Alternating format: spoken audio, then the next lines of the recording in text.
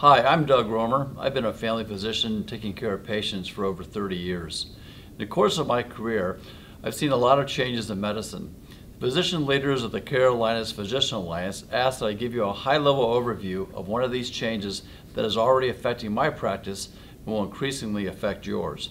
My agenda for this video is in 3 parts. First, I would like to go back a little bit in time. For most of my career, we physicians were paid based upon the number of services we provided and the amount that could be charged for each service. The more services we did, the greater our revenue. A version of this was true in the hospital business as well. That model wasn't always good for a physician who liked to spend more time teaching about diabetes, ensuring vaccines were given, mammograms were done, or explaining why getting a colonoscopy was so important. The volume world rewarded me when I worked fast, but often enough penalized me when I took a bit more time to do a better job caring for my patients or helping them avoid a hospitalization. You likely have read or heard at conferences about the volume to value transition. The concept of value in our payments is based upon the idea that a physician or medical group who provides higher quality care at a lower cost should be paid more than a physician or group that does not. Increasingly, the people who pay for health care want to link our payments to the quality of the care that we provide and the amount of money that we spend to provide good care. Only recently have I been asked to provide data that would generate a quality score to indicate how well or how poorly I took care of my patients. In addition, my medical group and I are also being asked to take responsibility for how much money is spent to take care of our patients. The good news is that we receive meaningful additional revenue when we do a good job. So far, this transition from volume to value has been slow and confusing. However, with the high cost of healthcare, I understand the goal. Today, I don't think anyone knows what the final form of value payments will look like. For some insurance lines, at least the Carolinas Physician Alliance, which I'm going to refer to as CPA from this point forward, will be given a budget to take care of a defined population of patients. The population could be a different size, from 1,000 or 100,000 or more. We will have to submit quality scores and various health metrics to show that we're doing a good job. On the financial side, all the bills for all the patients in the population will be totaled up. If we beat the budget and we have a decent quality score, we could keep some or all of the money that was allocated but unspent. Conversely, if our costs exceed the budget, then CPA or the risk-bearing entity would be at risk for those losses. The idea is that those of us who provide higher quality at a lower price will be paid better and have more success. Change can be stressful, and changes in payment are significant on the other hand. The U.S. health system that operates today is unbelievably expensive by international standards. In many areas across the country, the difference in quality and cost between physicians or health systems is immense. So, when I first learned about matching a budget to a population, my first thought was to wonder who was going to get all the 35-year-olds in great health. When I started practice, I had lots of young patients, but after 34 years, my patients have aged, and of course, the disease burden is much greater. It is obvious that we need the dollars in our budget to be elastic, to grow or shrink in order to match the size of the population, the age, gender, and disease burden of the population for which we are responsible. If that works right, then taking care of older, sicker patients can be successful both clinically and financially. If not, then we won't have enough money in the budget to do a good job for our patients. Years ago, Medicare developed a system called Hierarchical Condition Categories, or HCC for short, to specifically calibrate the size of a population budget to the specific patients within the population. Because CPA is moving into payment models that use the HCC system, this video is meant to describe how the problem works. Today, what I want to convey to you is, 1, the need to prepare for a budget-based method of reimbursement for at least some of our patients, and maybe for a lot of them. 2, as a correlate to number 1, we physicians will need to more accurately capture the disease burden of our patients. Let me admit, this was a challenge to my practice style. I never spent much time choosing the most exact diagnosis. I have seen the ICD-10 book, but rarely opened it. When my diabetic patients had complications like neuropathy, retinopathy, or nephropathy, I knew about and cared for those problems, but my codes did not indicate the precise detail. It was far more important that I get my E&M code right as compared to modifying diagnoses. Until recently, my diagnosis codes in the record did not really make much of a difference. My skill and my caring did. As we go into the future, that is no longer the case in my practice, and now won't be the case in yours. I have a new job to make sure that I document the disease that my patients have. So, let's take a deeper dive into how this works and its practical implications for PCPs. Also, let me make it clear that this video is not going to be sufficient for you to enact the HCC program. At some point after this introduction, you will receive additional detailed training about how to effectively deploy HCC in your clinical practice. For the purpose of the video, I'm going to use Medicare as my example. As I mentioned, Medicare already uses the HCC system. In the future, HCC can apply it to commercial patients, but today's talk will be easier to follow if we stick to Medicare. By Medicare, I mean either Medicare Advantage or Medicare ACO. Again, the principles are the same. By the way, where I practice, more and more patients are switching their Medicare from government or red, white, and blue Medicare to private Medicare by Aetna, Blue Cross, Blue Shield, United Healthcare, or some other carrier. This is called Medicare Advantage. Many provider organizations are participating in these Medicare Advantage programs on a risk basis. This means that they are financially rewarded for better care at a better price. When a person switches from traditional Medicare to a carrier, the risk-bearing entity gets the money CMS allocated for each patient upfront each month. Those monies are put into a pool to be spent caring for patients. In some agreements, any monies left at the end of the year is additional compensation for the risk-bearing entity, which could be CPA. One part of the formula is the age and gender of all members of the population. The insurance companies already know this, and the actuaries have measured the general cost effects of age and gender, so we physicians don't have to worry about that at all. The government sets a budget per person based upon what they calculate as the average patient. The average patient is the average cost for all patients in a region based upon age, gender, and measured disease burden.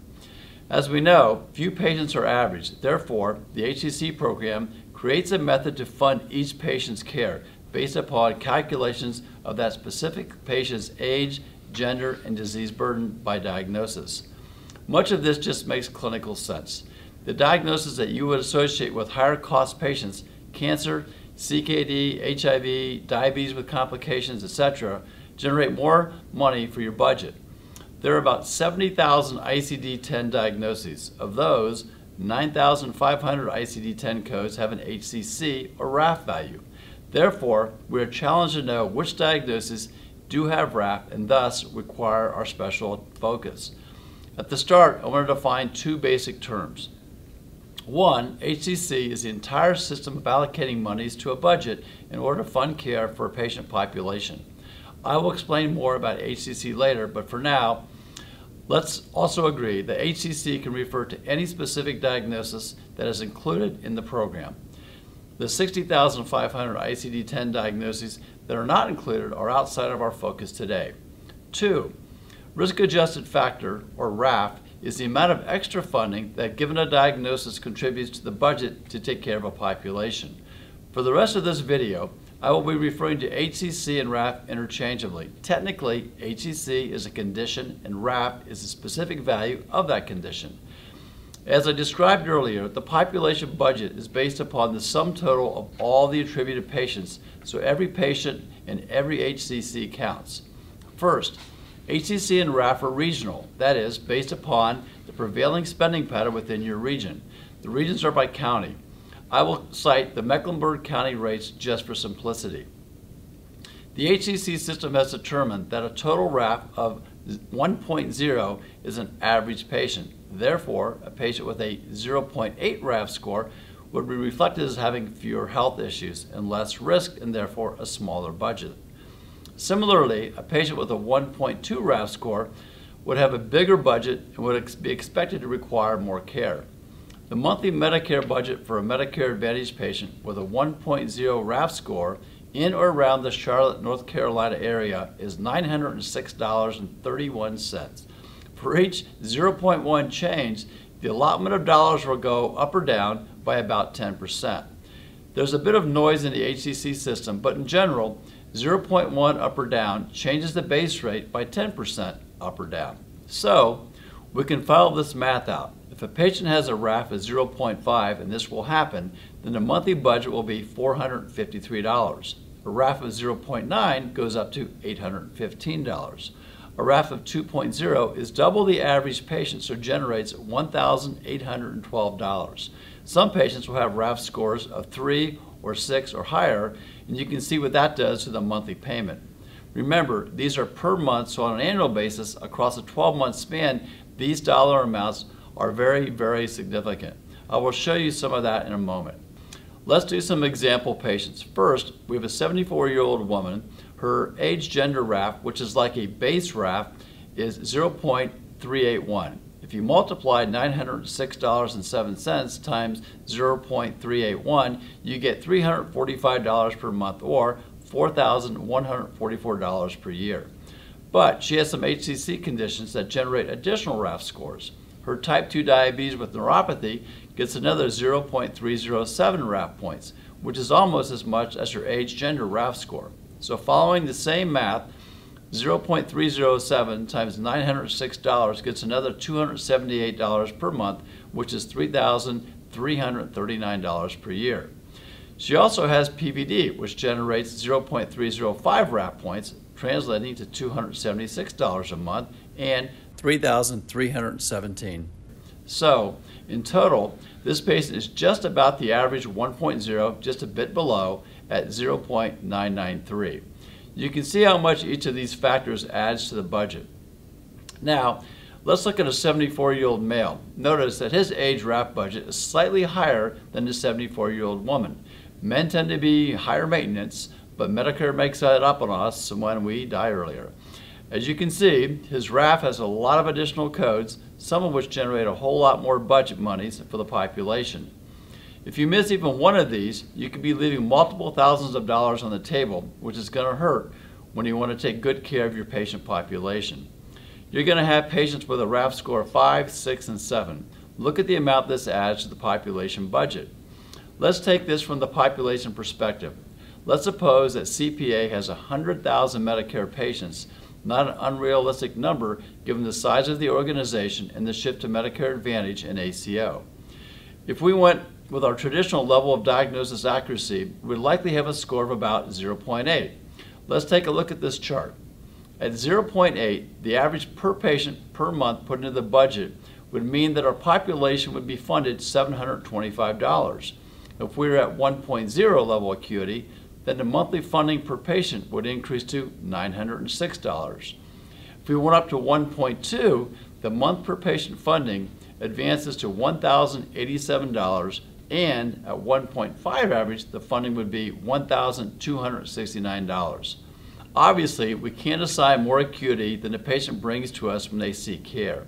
However, I am sure that many physicians see a lot of patients with multiple chronic diseases, and there are more than a few patients, just like the 74-year-old male we just discussed. So, if we take this to the annual per patient funds, the numbers start to get really impressive. And if we go to the annual budget, the numbers are really big. This demonstrates why accurate diagnosis coding is important. I want to advance now to clarify the HCC process and your role in it. At this point, I need to explain 3 important terms and show you how they work. The terms are conditions, categories, hierarchies. As I mentioned before, there are approximately 70,000 ICD-10 diagnosis codes. Of these, about 9,500 have some HCC value in terms of adding additional money to the population budget. A condition is a medical diagnosis or diagnoses that have a RAF value. These all generate from ICD-10 diagnoses. Let me emphasize this. As a physician, you never have to worry about the HCC condition codes. It is someone else's job to take your ICD-10 codes and convert them to HCC terminology. On the converse side, if you don't identify the correct ICD-10 diagnoses and assess them each year, they can't do much. ICD-10 diagnoses trigger HCC categories and conditions. In some instances, there is a one-to-one relationship between an ICD-10 diagnosis and a RAF value. For example, if your patient has a protein malnutrition, which is ICD-10 E46, then that diagnosis puts her into an HCC category 21, as you can see on the slide. By the way, that diagnosis has a RAF value of 0.554, which is going to be over $500 a month added to the budget. Some categories have many, some literally hundreds of different diagnoses that generate a RAF score. In those categories, there is typically an upper limit as to how many RAF points one can get for the entire category.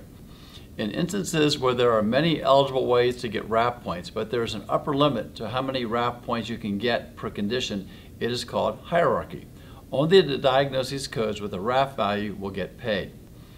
Let's look at type 2 diabetes. By the way, type 1 diabetes is a different category.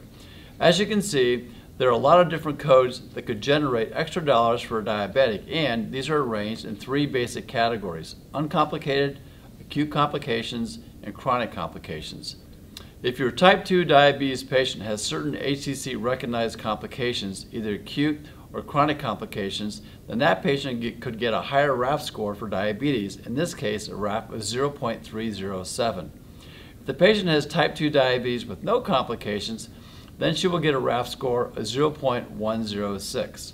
What is important to understand is that for his or her type 2 diabetes, the patient is only going to get either a 0.106 or 0.307 RAF points. There are, for example, over 400 chronic complications listed in the type 2 diabetes category. No matter how many acute and or chronic complications the patient has, they only get 0.307 RAF points. That is why this is called a hierarchy. The one with the most points wins. The net result is you want to claim the highest diagnosis for which the patient is eligible and not worry about adding to the detail when there's no more financial gain to be had. Let's see what this looks like in real-world medicine. I'd like to start with chronic diagnoses because that diagnosis is likely to persist from one year to the next. If I select an acute complication, I may lose that diagnosis in the next year and have to find a new one. There are 400 type 2 chronic complications. They go on for pages. I don't think you will want to go find the exquisitely detailed ones, the one that I highlighted in red.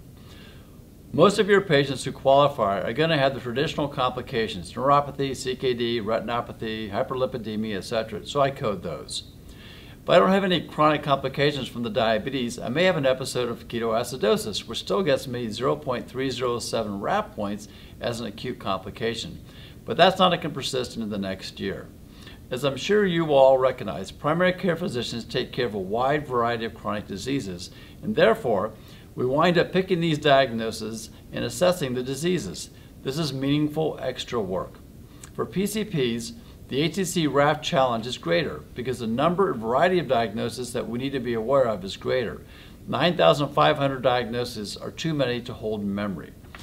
Specialists have a narrower scope of practice in terms of diagnoses and therefore have fewer codes to be aware of and choose from. Further, specialists have been historically more detailed and specific in their diagnosis in order to obtain authorization for either diagnostic studies or various therapies. First, let's review what detailed and specific HCC RAF entails. It is not enough that we simply state we have patients with eligible diagnoses. The first step is that we have to simply get these specific HCC-sensitive chronic diseases on the problem list. If they're not on the problem list, they're most likely not going to be assessed. The second requirement is that each problem has to be assessed at least once a year. Assess means that the medical record clearly has a documented diagnosis, history for the problem, assessment for the problem, and plan for the problem. Not only does each problem need to be assessed each year, it must be assessed in person and face-to-face if we want credit. Happily, Cerner has a tool that will mark diagnoses that have a RAF score and will indicate whether or not each diagnosis has been assessed in this calendar year. The third requirement is that licensed providers will have to include the assessed diagnosis on a claim. Now, let's talk about teamwork for a moment. As I stated earlier, PCPs take care of a lot of chronic illnesses, but specialists need to play a helpful role. One of the things that CPA will want to work on is clarity about how the specialists in primary care work together to achieve success. As we mentioned at the start, it is critically important that HCC eligible diagnoses get added to the chronic problem list. Who should do that? If a patient's HCC eligible disease is routinely treated by primary care, then primary care can put it on the list. But there are a number of diseases where specialists should participate. For example, If a patient has cancer, it makes good sense that the oncologist codes the most specific cancer diagnosis. RAF values change by cancer severity and the presence of metastasis is very important. For example, pancreatic cancer has a much higher RAF than prostate cancer, and the diagnosis of prostate cancer with bone metastasis has higher RAF than a plain diagnosis of prostate cancer. Similarly, if a patient is tested by a cardiologist, a lot of subtle issues come into play. For example, CAD has no RAF value, but almost all peripheral atherosclerotic and plaque findings have ICD-10 diagnoses and RAF value. When these findings are only mentioned in the text of study reports, their presence and value will often be missed. Examples are atherosclerotic findings in the carotids and aorta. Not uncommon, but often not documented, are most ostomies, a large number of skin ulcers, and various wounds. All have RAF value. It becomes important that these are documented as well. Keep in mind that every diagnosis must be assessed once a year by any physician or licensed provider. HCC is in that sense a team sport. If a specialist has documented care for a condition, then the PCP does not need to. This still leaves a large portion of chronic disease to us as primary care physicians. I hope that you have found this introduction helpful. I'm sure this will provoke a lot of questions and thoughts. You will have future communications and support as CPA rolls out your HCC program.